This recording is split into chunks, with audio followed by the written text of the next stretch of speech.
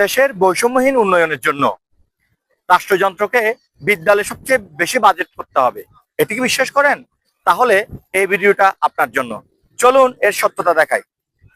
এই যে মনে করেন এটি হচ্ছে সবচেয়ে বড় বাজেট, আর এই যে এটি দেখছেন এটিও মনে করলাম বিদ্যালয়।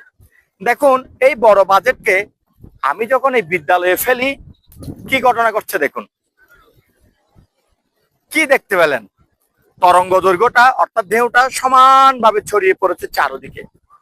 ঠিক সেইভাবে বড় বাজেটকে যদি আপনি বিদ্যালয়ে প্রয়োগ করেন, তাহলে সমাজের উন্নয়নটা সমভাবে বন্টিত হবে এবং ডেভেলপমেন্টটা সমভাবে হবে, বৈষম্যহীনভাবে হবে। আপনি যদি উন্নত স্কুল, উন্নত দেশগুলোর দিকে তাকান, তাহলে কিন্তু এর সত্যতা পেয়ে যাবেন। তো আসুন, যদি সত্যি সত্যি সমাজকে বৈষম্যহীনভাবে উন্নয়ন করতে চান, তাহলে বিদ্যালয়ের জন্য সবচেয়ে বেশি বাজেট করুন। আর রাষ্ট্রযন্ত্রের এটি হবে সবচেয়ে বুদ্ধিমানের কাজ। তো ভালো থাকবেন, বাই বাই।